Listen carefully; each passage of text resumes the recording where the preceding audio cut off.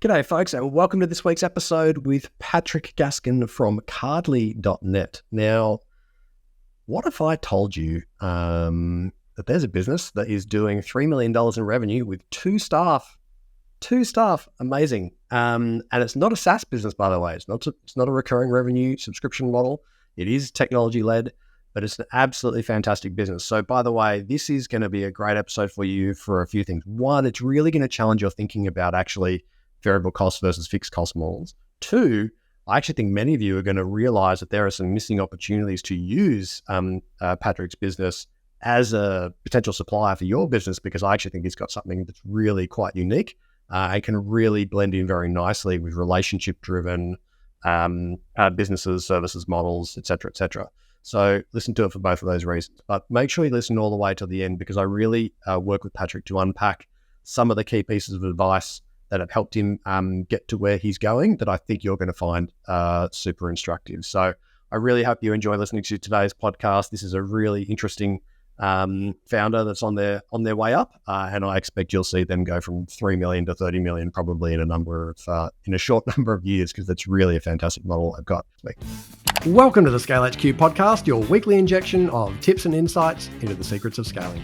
I'm your host, Sean Steele, and I am obsessed with figuring out how to help founders just like you who are creating real value in the world to scale up so they can fulfill their potential. I do that each week by interviewing founders who successfully scaled, experts in all the areas of business that you need to master, interviews with founders who are still on the way up, and 10-minute tutorials and reflections from me based on my experiences in creating $100 million in revenue for 4 other companies over 8 years. So let's dive in and see what gems we can find together on this week's episode of the Scale HQ podcast.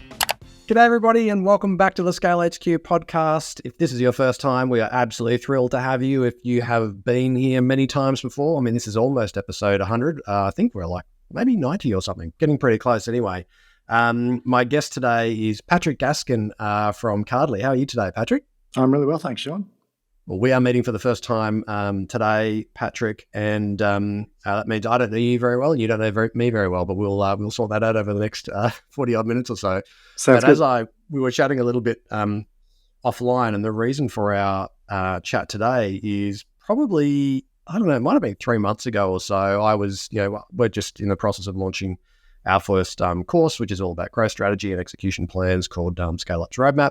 And as part of that, I was building I don't want to share too much, but I needed some customized cards for people that were associated with that course. And I was Googling around, I've done different kinds of, card delivery in different countries, to my nephews or nieces or whatever. And I stumbled across Calendly.net, and I absolutely fell in love with it. The UX was just beautiful. Everything was so simple and so elegant and so clean. You had all these great handwriting styles, and I could build my own templates, or I could use your templates, and you seem to have all these templates done by different artists. And I was actually, this is the first podcast I've done in almost 100 podcasts where I've seen a business where I've been so impressed that I thought I have to get that founder on the show just to find out how that is that they're building this business, because it really blew me away. So congratulations to you. It really made a big impression on me. Maybe you can just kick us off actually.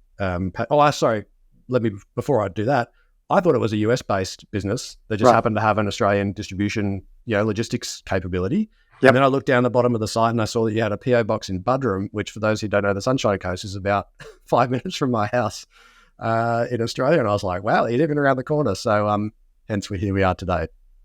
Yeah, it's funny. If you had been on the US side, it would have said a completely different address. So it's there you go. There you go. But okay. Look, it's thank you. That's pretty humbling.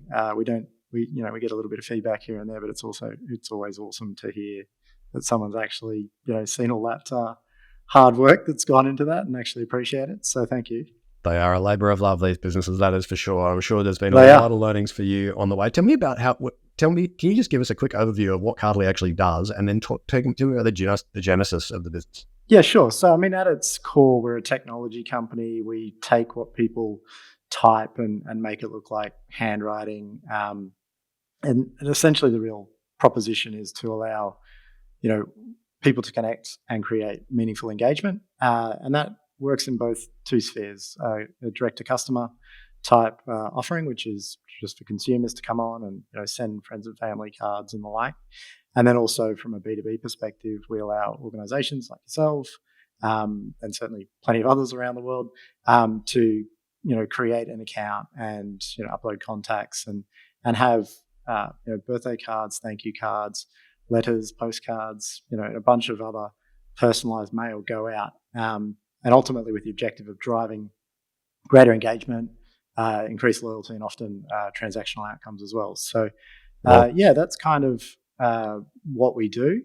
How we came about it was not a straight line. They never are, right? And sorry, just on the B2B side, it's also, correct me if I'm wrong, but you also allow APIs and automation, do you? From Absolutely. things like Zapier? Yeah. So that is a game changer. So, for someone who's got, let's say you're a real estate agent, Yep. and you've got a database and you know where their birthdays are, their wife's birthdays, their kids' names, like you're trying to really personalize everything, to have something that can actually pick up your data, automate the process, push high quality, great looking, but personalized in a handwriting style card out and have the whole thing managed for you. I just think it's really fantastic.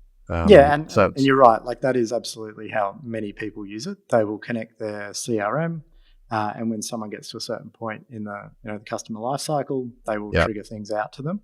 And then yes, always on stuff as well. So some of the examples that we see quite often are probably even less obvious than that. So say, for example, a plumber or a tradesperson performs a task for someone. They know that Google reviews and referrals is hugely important to their ability to be found online when people are searching for a local service provider.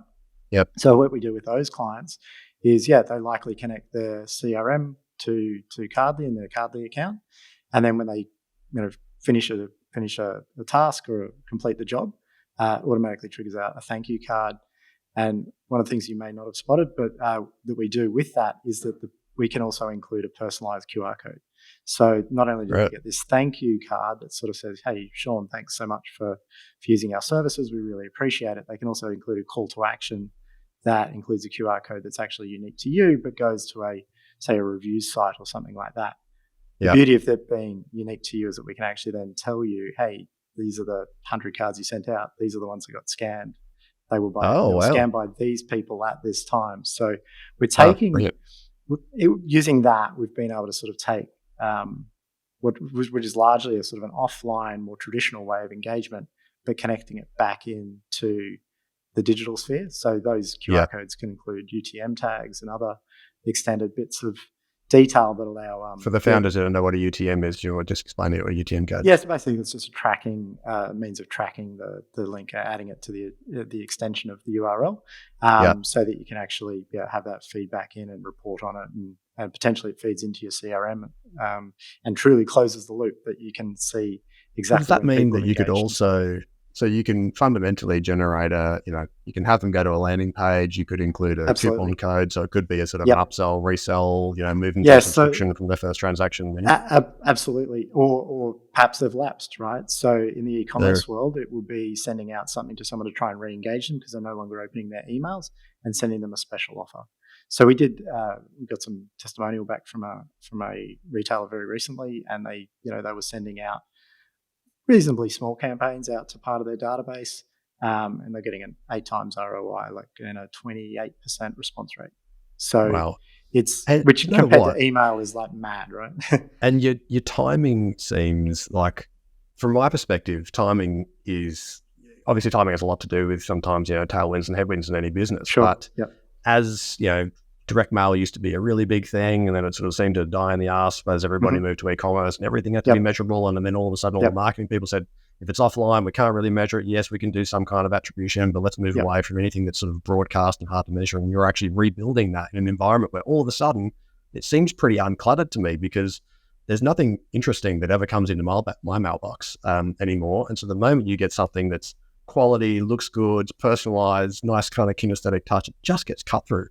Oh, and even more than that, and this is why we kind of, I'll tell you about the journey, how we got to B2B maybe a bit later on, but the handwriting is key to that too. Yeah. So when you would have got your sample card, or when anyone is using the service, when they send out to recipients, these cards are arriving in a handwritten envelope with a real stamp. that in itself means that it's not getting lost in that other type of direct mail. And it means that, well, I'll give you some stats. So in the US, the average household receives less than 10 pieces of handwritten mail a year. So we're pretty confident. We've got enough data to suggest it's pretty much the case. 100% open rate.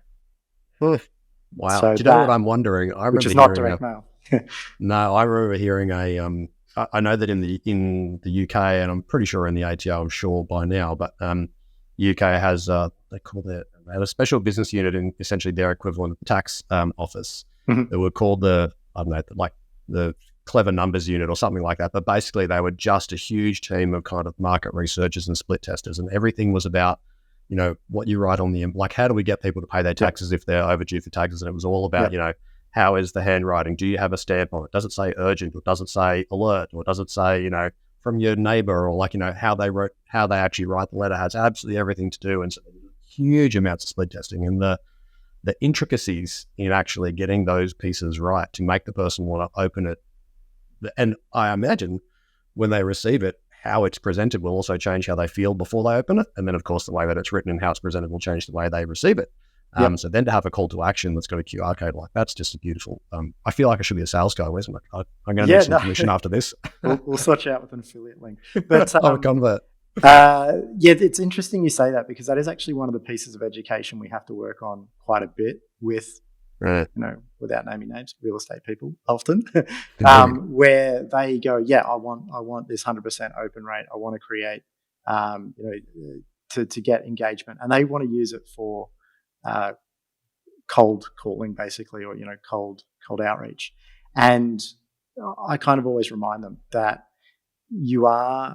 when you send out something that looks handwritten, real stamp, all of that, and it's looking quite personal, you're almost like, there's a social contract almost being established by that, because you are going to get people with their guard very much down. And if you then, you open the envelope and the first thing you see is some real estate guy's face, like, 3/4 of the artwork, instantly it feels like a bait and switch. Like, you suckered me in and then you played me, and people will get a reaction to that. So it's definitely better for, maintaining relationships. Like, you've already got that contact. We call it sort of like, light touch, ongoing sort of engagement. But it can be used in that other setting. You've just got to be aware of what game you're playing, which is that you've got to be, offer value, all of the sorts of things that, are relevant to any salesperson, but make it about them. Don't make it about yourself. Try and be contextual. And we do see that working. Like, other real estate agents that don't go in that direction, they might, for example, go out with house anniversary cards. So they'll go out, they know who in the area has sold, has had their property sold and when it was sold, because they can access that sort of data. And they'll go out to them in a really meaningful way, saying, hey, look, did you realize it's been 33 years since you've been in that house? Like, we can help them create all of this context from the data. So really contextual. It's about the property specifically. It's addressed to them. And they have a call to action that says, look, if you are interested in just getting an appraisal, scan this link, and then that brings them into a more traditional sort of funnel. So lots of interesting use cases. So before I ask you about the genesis, actually, can you just give the audience a sense of the scale today, customers, revenue, employees, whatever you're willing to share, to give us a sense of so we're bordering on about $3 million worth of turnover a year, growing pretty handsomely. So the pretty much doubling year on year. We're hoping to accelerate that a little bit more as we go on. We have a tiny team. It's literally just 2 people. So both of us co-founders, both of us work in the business exclusively. And of course, we do need to use others to make all of this happen, though. So we use distributed print models. So we use print partners in the US, UK, Canada, and Australia. So we have we have a larger team, but they're not directly employed by us. They're the people that make, get the product out into the market. Our ambition over the next 2 or 3 years is to get that closer to 30 million, and it feels like that's doable. That's kind of so. I mean, I don't reckon there's another founder listening today who's doing $3 million with 2 people. So I love a variable cost model, and I assume the print partners are a variable cost model, right? Like, they're pretty much tagged to revenue. They're all COGS. Yes, I mean, Yeah, completely fixed. So that was part of the reason why we don't want to own that function of the business. We largely want it to be, own costs, so that we can, that we can think more of it in the sense of we're selling widgets rather than, variability. That's come really from my own background. So prior to starting, sorry, but the printing cost is essentially just attached to the revenue of each delivery, or correct, you're paying some kind correct. of, okay, so there's no fixed cost base there. It's no, that's right. variable. Sorry, so it's fixed in the sense that we know that you know how much it's going to be per unit is a fixed cost. It doesn't matter if they send out 100 cards in a day or 10,000 cards in a day. We know what it is. Of course, as we scale more, it actually comes down, not the other way around. That's the other challenge with it is it'd be super capital intensive for us to do it any other way. The printers themselves, so we print on the latest sort of digital presses, and they're a lazy $2 million each. So we're not don't too really want to spend the money on that capex. Look, not until we are doing crazy scale, in which case, we can probably realize a whole bunch more margin. But for now, we've got those. We know exactly what our unit cost is. Correct me if I'm wrong, but given all the artists that look like they've done cards, so are they all contractors? Is it a marketplace for artists? Yeah, so it's basically a marketplace. Yep. Okay. So it's a curated marketplace, though. It's not sort of an anyone can play marketplace. That's, again, I'll get into the reasons why maybe later, but essentially we reach out to artists, or occasionally, we get approached by a lot of artists, but occasionally we'll accept one of those artists, and then they get, there's basically an agreement with them. They upload their artwork. They only get paid if it sells. So again, we know what our costs are associated with it. Beautiful. Tell me, can you take me back to the start? I'm very curious as to actually why you started this business in the first place, what the genesis was, but also your just really quick summary of what your kind of career was before you got to doing what you're doing now, and also what role you play in the business when you've got a co-founder. Yeah, sure. So a bit to cover there, but essentially my first job as a kid, probably not even in pre-teenage almost, my family's business was news agencies. So I grew up working in stores as a kid, went off to uni and then still came back into the family business. And so together with my dad, we built up a chain of around 50 stores around Australia, which was the biggest news agency chain that's probably ever existed in Australia, and turning over like 150 million a year or something, so reasonably sizable. And as part of that, I obviously had plenty of experience with greeting cards. It was our most important category in the business. We were the fifth biggest seller of greeting cards in Australia, so reasonably big. I then, we went through a joint venture where we sold half of the business to a larger retail organisation. That seemed like an apt time for me to exit. But they were quite keen on me actually moving from Queensland. That's where the family's business was based, down to Melbourne. So I got poached by them to go and be basically run their e-commerce. So I'd had some experience with e-commerce prior, built a few things along the way. Always loved that. How old were you at this stage? So this was 2000 and around 2007. I think. Okay. Maybe just prior. So I was just 30 or so. I'm older than I look. That was, and the other thing that I could see, 2007, I was in the States. I was one of those crazy people that bought an iPhone before you could get an iPhone in Australia. I had to bring it home and try and jailbreak it, and actually managed to break it while doing it. But my brother was one of those too. Yeah. So, but the moment I saw Steve Jobs stand on stage, and I think I literally can visualize, I went into my father's office and I said, "See this?"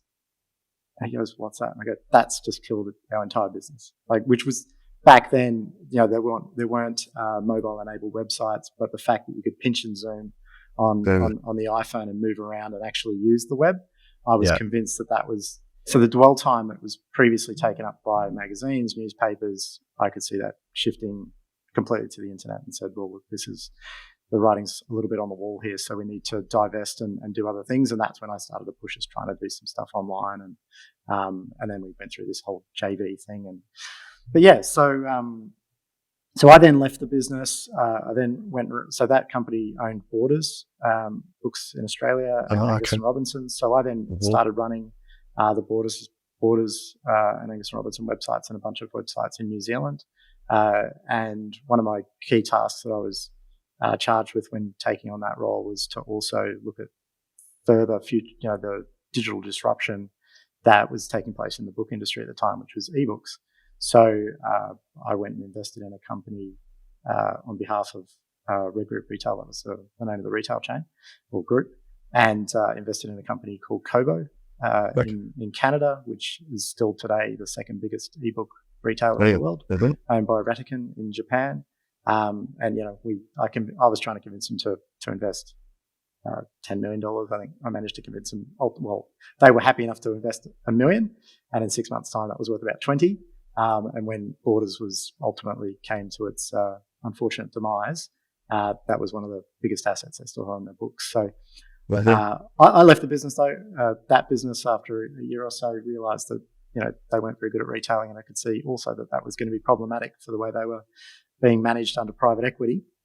And I got poached again to go and work at Samsung. So I started working at Samsung in ebooks and music streaming, digital content just generally for, at that point, the Samsung Galaxy S2. So again, I'm dating myself a fair bit here, but like very early generations of trying to convince people to do anything on Android.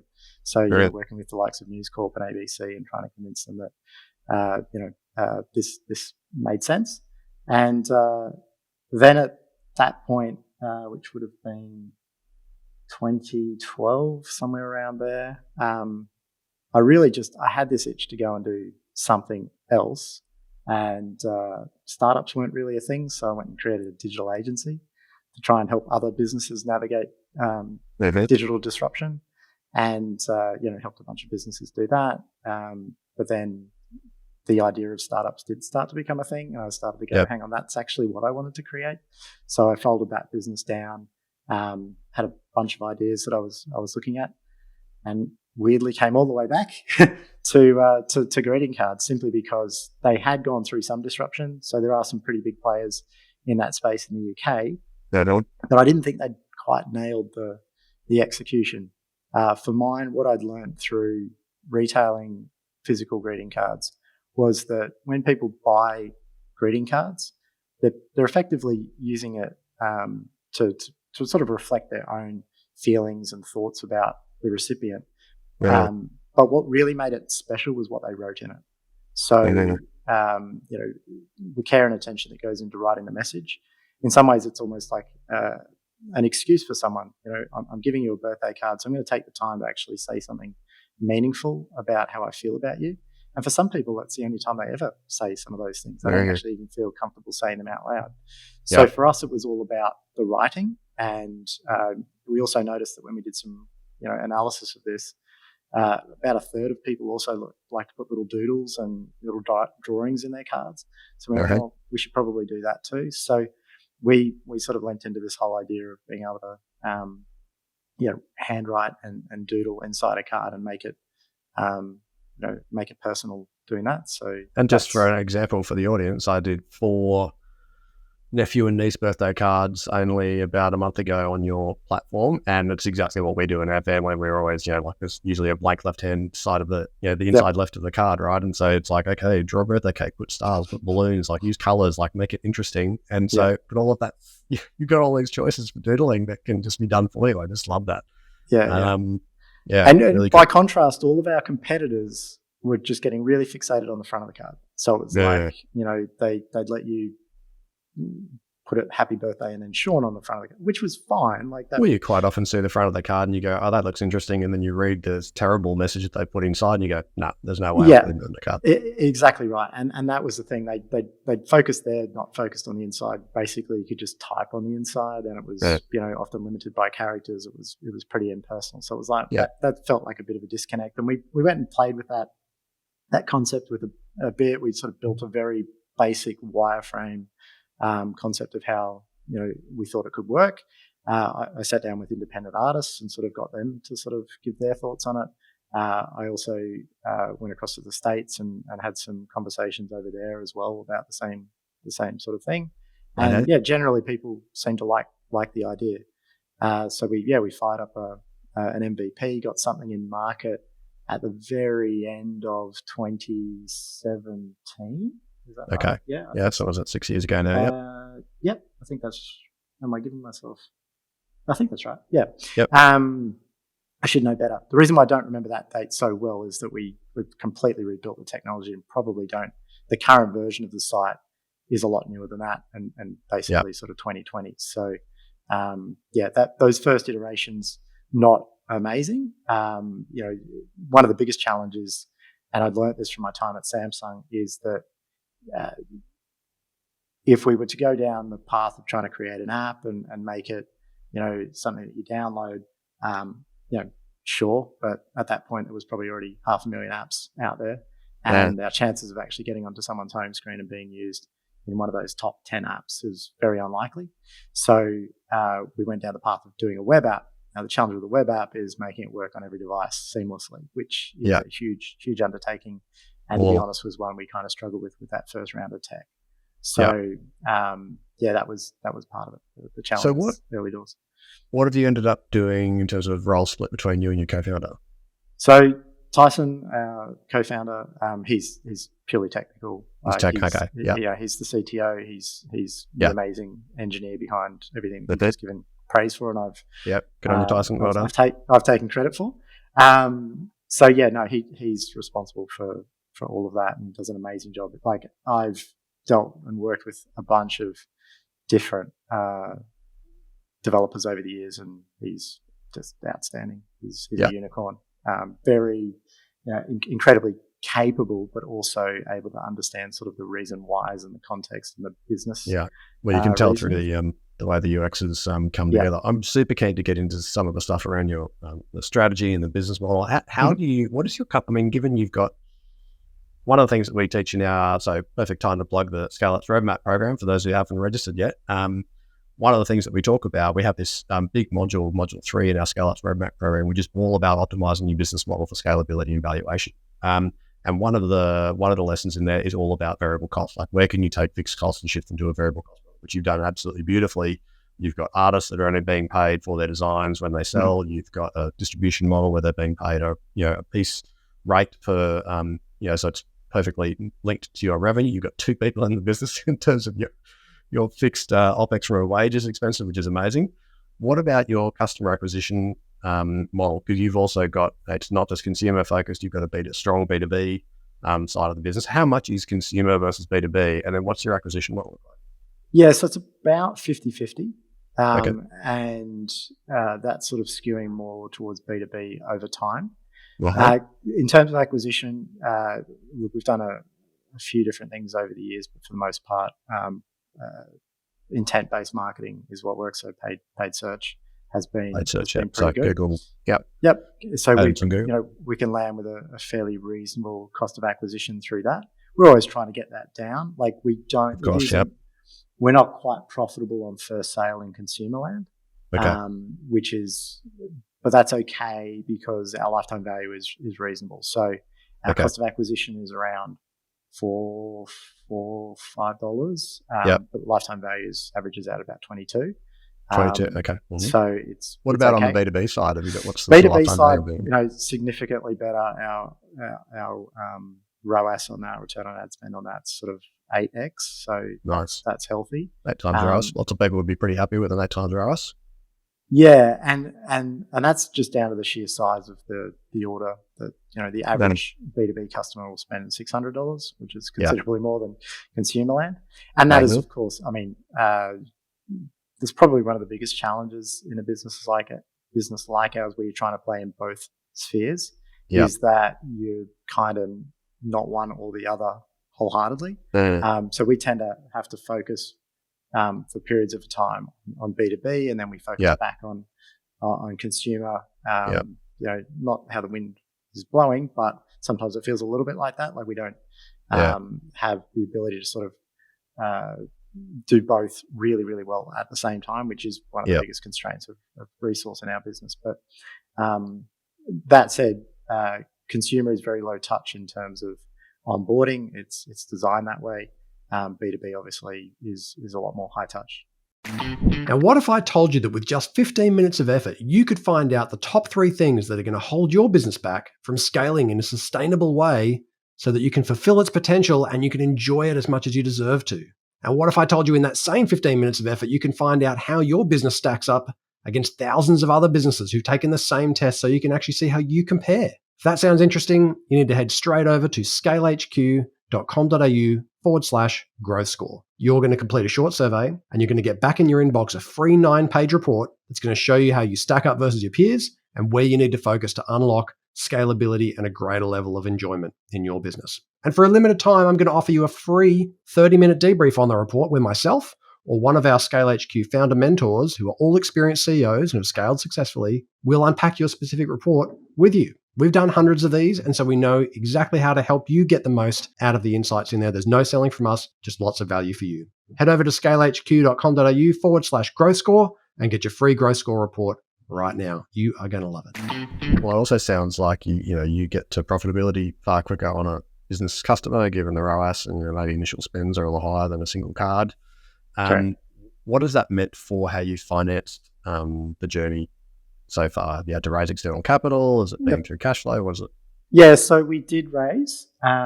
So we did a raise of about $230,000.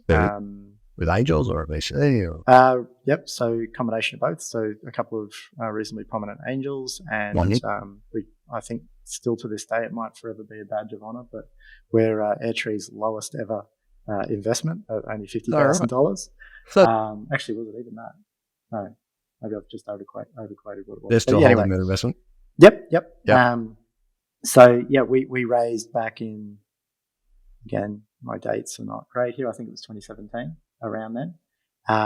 And we've never gone back to raise again. We've been able to do things with cash flow since. So nice. In some ways, that's been pretty good to see that, but in other ways it's like, well, why did we dilute ourselves back then when maybe bootstrapping could have been an option?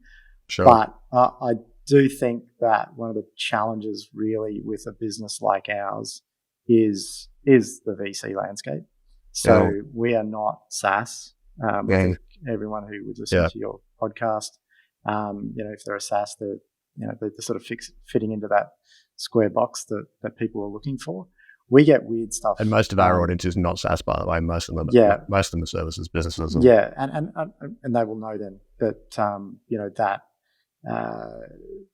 most Aussie VCs are pretty low risk and are desperately looking for SaaS businesses that have a very clear recurring revenue model that they can sort of pin future growth on. Yeah. The weird thing with us is that we do kind of have elements of that. We have these subscription models that, well, not subscription, but to play in the business space, you pre-purchase credits. So that's also been advantageous from a cash flow perspective. So we take money up front for our B2Bs, and similarly our consumers, we get paid before anyone else gets paid, our printers or our artists. So from a cash flow perspective, we're always ahead. Yeah, that's what's allowed you to stay profitable. Yep. But the other thing around that B2B space really versus SaaS, which infuriates me, honestly, when we thought about going out and raising, was that they don't like the seasonality of our product. So naturally, being in the greeting card space, the most common time that people are thinking, I better go and send someone a greeting card, is around the holidays and Christmas. And that means that it's a bit lumpy. It is. It peaks at Christmas time. It just does. Sorry, I'm just getting. And they like things to be just constant month on month incremental growth. No peaks, no troughs. Just slow incline, right. Fast incline.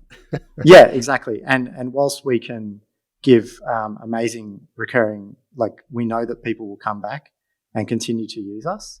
They just don't like that seasonality element, which is strange. It's sort of like, do you not expect Christmas to come back next year? So given the and I've worked in education for many years, they're very seasonal. You have absolute peaks and troughs based on when people make decisions about taking on education, whether it's adult education, school, or whatever. Maybe corporate's a little bit different, but the rest of it is pretty seasonal. There's a fair bit of seasonality in it.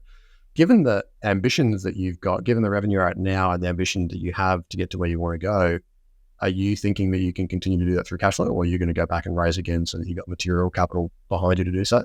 Yeah, so we're kind of tossing that up at the moment. I think if we really want to go really large, we will potentially need to go back and consider VC.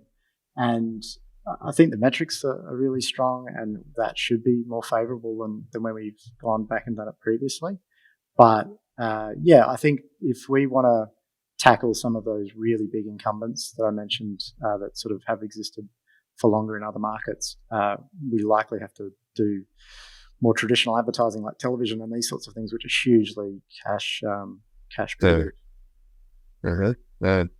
So what are the biggest constraints? So outside, cash flow and your ability to reinvest earnings, what are the biggest constraints to scale for you at the moment, and how are you trying to tackle that? Yeah, for us, it's resource, so it's time, the most precious of all resources. So there's always just so much to do and never enough time to do it. So a team of two can get a lot done, but never enough. So we know that if we had more resources, probably in the short term, our productivity would go down significantly, but potentially longer term, that will allow us to do more. At the same time, we try and work smarter rather than harder. So if we can get our B2B side of the business to be as easy to onboard people onto as it is for consumer land, we will be, that kind of frees us up significantly in terms of time, and we can just go after much larger enterprise sort of level opportunities. Well, and do you see, given the market, so the markets you said you've got distribution in Australia, UK, US, and Canada, was those the four key ones? That's correct. Yep. Yeah. So they're the key home markets. We also do send cards into 50 other odd countries. But the US is massive. Like the US is our growth engine these days. They really understand relationship marketing. Right. Okay. And are the competitive landscape? I mean, obviously it's a much bigger market. 10 times the size of an Australian market. So are there 10 times the size and quality of competitors, or do you still find actually you've got an edge because of the way you've designed your business? There are definitely more competitors, but I'd say they're not better. So their approach is different. But the thing that really sort of stands out to me in the US is that we've come at it from a much more scalable way of doing it. So to put some context into that, so a lot of the competitors we come up against use robots to do the handwriting. So they're investing in a lot of capital to have these machines that hold pens and write on cards. But more than that, they're having to produce cards separately. Then they take the card over and they give it to a robot to then write on, and then they're manually putting that into an envelope, putting a stamp on it. So there's a lot of manual labor handling, manual labor involved in handling the product. Now, the US is obviously a very low labor cost market because of the way they operate. It's people get paid peanuts, which is fine, but it's not fine, it's bad. But that their model is sort of built on people power, whereas we've gone with technology and scale. So we could turn on a dozen more printers quite easily and scale very significantly, whereas they have to build new robots, and that's slow and cumbersome. And to give you an idea of how quickly we turn our things around, if you placed an order right now, it'd be in the post. Well, we're talking on a Friday, it'll be in the post first thing Monday. But if we were talking midweek, it's in the post the very next morning. So it's very, very quick, and that doesn't change at peak times. We still turn it around that quickly. So some of our competitors are saying in early November, "Hey, don't forget to do your Christmas cards this week," and we're saying, "Hey, you got all the time in the world. You're fine until sort of mid-December. Don't stress." Right. And typically people leave these things to last minute, so we've got a huge advantage over them in that regard. I expect kind of human psychology plays all the way through your business model, given how people are over cards. If you think from a strategy perspective, fundamentally, it sounds like you've probably made a couple of big bets that if you, in retrospect, there's been a couple of things that you've really invested in that you feel like have made the biggest difference in your success to date. And those may be different things that you feel like you need to invest in to get, competitive advantage in the next 5 years. What have been the couple that have got you to where you are today, and how are you thinking about the next 5 years to ensure you retain, a strong competitive advantage in the future? Yeah, great question. I suppose in terms of the things we invested in early on was that customer experience that you alluded to before. So we really spent time looking at the way other sites worked versus what we were trying to do, and most of them are very difficult to use. Even those competitors I'm talking about, a reasonable size in the US, their systems are just like pulling teeth. Like, it is difficult to use them, and that's we sort of really wanted to make sure that wasn't the case, and we're considering future rebuilds that make that even easier again. But certainly in the consumer space, weird things like all of our competitors insist that you sign up before you can actually send a card, and we're like, no, you don't need to do that. You can just jump on, find the card, start writing in it, just like you would if you went and bought it in the store. No. And we'll just sign you up at the end if you want to be signed up. Yeah. So we put a lot of thought into that, and then of course, obviously, the handwriting was a big part of it. Like, to get that right, we went and got we created a patent. That patent's been granted in the US. So we spent a lot of time trying to get those elements right. So those things certainly have got us to this point. I think where we need to be considering sort of like, how do we stay, really relevant and continue to sort of, exceed what our competitors are doing. It's all going to be around just continuing to lean into that, continue to just think about the customer experience, making it easy for people. If someone's trying to get a handle on how to use our B2B platform, we're currently providing them with a bunch of videos and tutorials, and often I'll do a Zoom call with them and work with them on how to use it. That to me says the product's not easy enough yet. We want to get that learning curve down to nothing. So when we consider how we do that, it's about getting the time between the problem and the solution to be as short as possible. What currently happens is someone comes onto our B2B site and says, I want to get a sample, I want to create a free account and see what this thing looks like.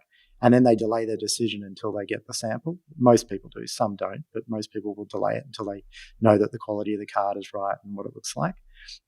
So what we want to do going forward is try and get rid of that delay, because all that does is make the sales cycle a lot longer. So we want to get, if they want to get the sample card, let's get them into the editor, let them start to experience what makes our service special. Because we do know from talking to people, especially when deals are lost, we find out that they've shopped around, they've got a bunch of different samples from a bunch of different companies, and all they're doing is judging it on the sample alone. And if they get a finicky, they like the idea of robots and they go, that one looks slightly different because the robot held a pen, even though we've got our own technology that tries to emulate that, and most people think it's does a really good job of it. That what they're not evaluating on it is actual ease of use. Like, how easily can I do the things I want to do to get this thing in the mail? How scalable is that? Does it have the right APIs? Does it have Zapier? Does it have an interface that allows me to set up really interesting rules or use the personalized QR codes?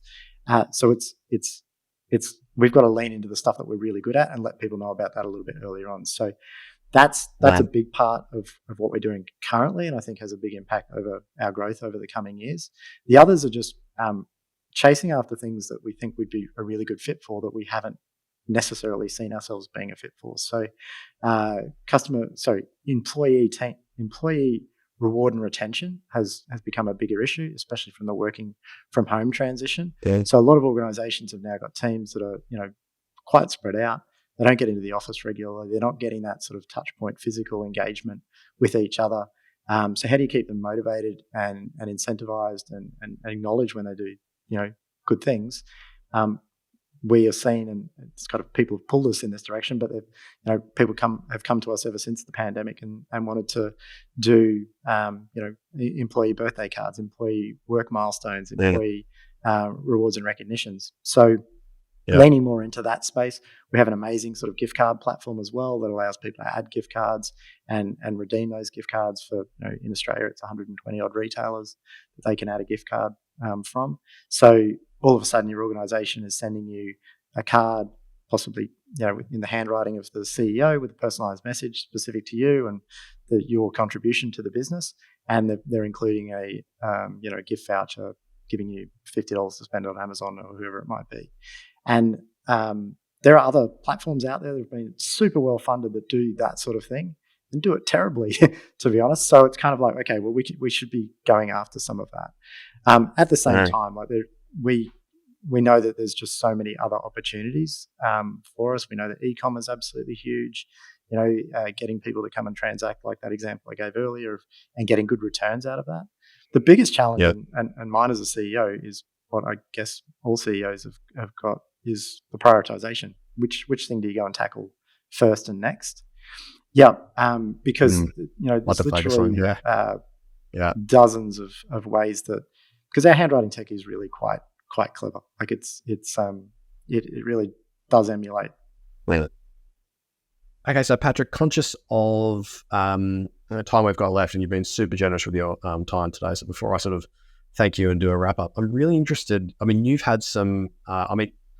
There's very few businesses that have scaled to your size with 2 core team members on a super variable cost model. So I'm absolutely thrilled. I expect your business is actually going to be an example in future programs that I do with founders as a great example of how to really stretch your thinking, whether they may not necessarily try to replicate the model entirely, but it's a great challenge for people to really think differently about their cost structures. One of the things I'm interested in, though, is you've taken a bit of angel and you've taken a little bit of, like, I guess Airtree, you consider that VC, right? Not angel, even though it was only 50 grand. So you've probably had, and you've grown up and, with your dad, and you've been around some really interesting people. So I expect you received probably a fair bit of advice over time, or you've absorbed some stuff. What's the advice when you think back to the last several years, and really since probably 2017 when you had that MVP? What's some of the most valuable advice that you've received that really has impacted how you scaled successfully so far? I think it's an oldie but a goodie, is having the right people on the bus. Like that for mine is critical. Thank you for calling it out around being able to scale with only 2 people. That's something that we're kind of proud of, but is totally not doable unless you've got another person who's as crazy and as hardworking as I am. So that's kind of fundamental to it. I guess there's been lots of other little tidbits along the way as well, but I do think that one is fundamental. If you don't have the right co-founder, that's a recipe for disaster. And people have got to believe in that same vision as well. So that really is pretty fundamental to it. Outside of that, and just to draw, just draw on Australia there, because I've been thinking a lot about that in the last week or so, and it is a real challenge as a founder when you are trying to build scale, and therefore you end up in these periods where if you've built a business that's not built on that sort of leaner model, and you have lots of costs and all that, lots of delivery costs and so on, you can easily fall into the space of having to just hire the best person available because you're running out of time. And that best person available, in your heart of hearts, is like B-, maybe like C+. And you go, don't want to make this hire, but I just need someone to do the work.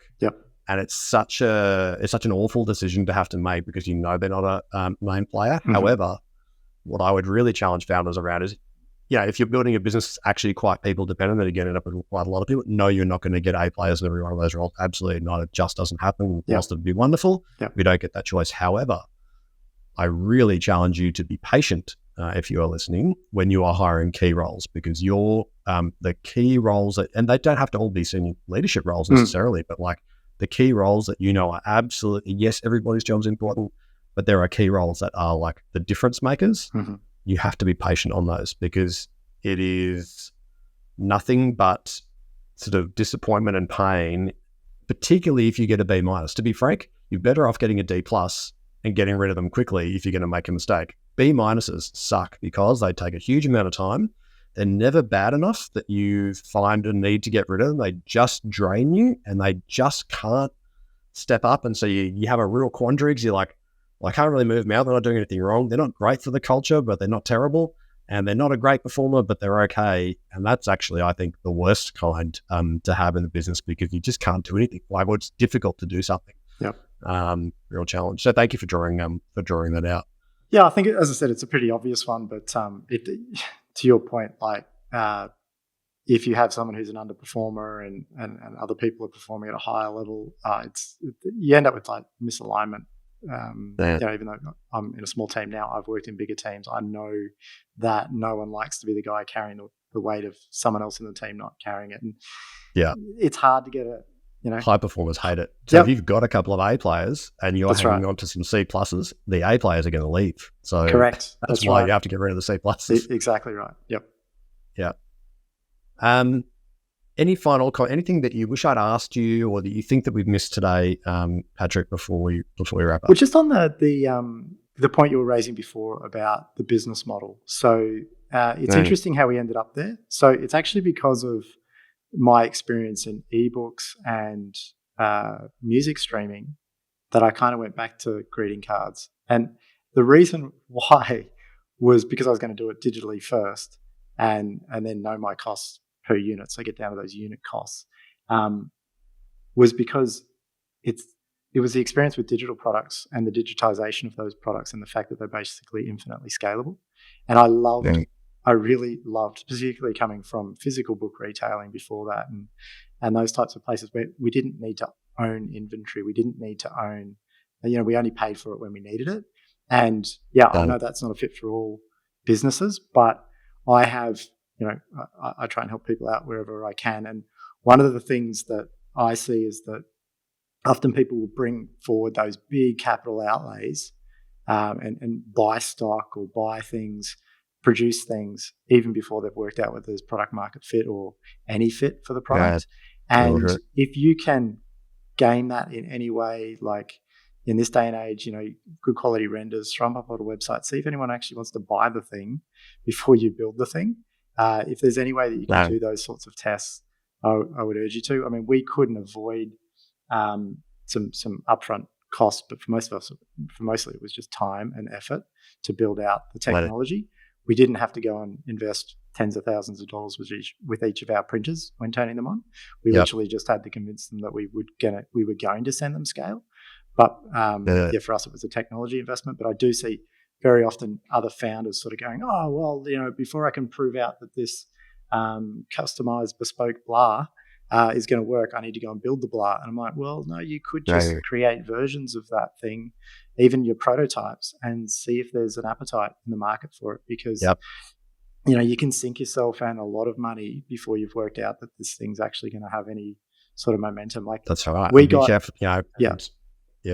And getting your 20 customer interviews done quick, bloody smart, because in the absence of that real discussion and testing, you just jump at false positives. Like one person goes, oh, it's a great idea, cool, stick 50 grand into it and see what happens. I think technology plays have obviously got the advantage of not necessarily having, it's mostly sweat capital up front, which is somewhat more tolerable. But if you're mortgaging your house to see if a thing flies, I admire your boldness, but I would say try and find a less high risk way of validating your ideas and concepts early on. Well, one of the things I would say to founders who are listening, who are going, but I've got a service-based business that's delivered by people. It's not scalable like that. However, I guarantee you that inside your business, in the relationship that you have with customers, particularly if you're in a services business, you have a lot of knowledge. Mm-hmm. And knowledge-based products can be delivered generally at very low costs. Absolutely. Sometimes almost nil. So they could be courses, they could be books, they could be pre-recorded webinars. They could be there's so many ways to package up knowledge into something that's actually scalable that you can put a paid strategy behind. Yep. So it may not be a disruption to your business model. It might just be a nice adjunct to your business model that helps you serve the same customers or different customers, but in actually a far more scalable way, in a more variable cost way that can help to really improve your overall margins to grow the heavier, fixed cost business that you've already got. So it doesn't have to be one or the other. It can be both. Yep. But I think you've got to think about, how do I remove that scale constraint? How do I build something that can be delivered where my costs are particularly variable? And then what's the acquisition model going to be? to ensure that I can actually, if it works and people like it, I can put some fire underneath it and that it can continue to scale. Yeah. And yeah, Awesome. any Patrick, testing you can do that saves you dollars? Absolutely. Yeah, for sure. Test. That's it. Patrick, thank you so much for your time today. Audience, community, founders, people who are listening, apologies for our little technical disruption that we had not too long ago, but we got through it. And I'm sure you will have absolutely loved the episode with Patrick today. Look, the best thing that you can do, and the one thing I would ask you to do, is to take a screenshot of this episode or just click share on Spotify or Apple Podcasts or Google Podcasts or whatever you're listening on. Send it to a friend, because that's how you're going to get the kind of knowledge and the value that you just got from Patrick's mind into the hands of somebody else that you care about, and hopefully stimulate some new ideas and some new opportunities for them to be able to scale their businesses. Thank you so much, Patrick. We really we're very grateful for your time, and I look forward to catching up with you again and hearing how you've transitioned from 3 mil to 30 mil. Awesome. Thanks, Sean. Pleasure. The team here at Scale HQ hope you've enjoyed today's episode. Now, if you want to achieve scale, but you want to know what's going to hold you back, we can help. Head over to scalehq.com.au/growth score to get your free 9-page growth score report. That's going to help you understand where your top 3 barriers are to scale. And if you'd like, we'll even do a free debrief on the report for you with no obligations or expectations, just lots of value from some CEOs who've scaled to help you on your journey. That's scalehq.com.au/growth score. And find out what's holding you back from fulfilling the potential of your business today.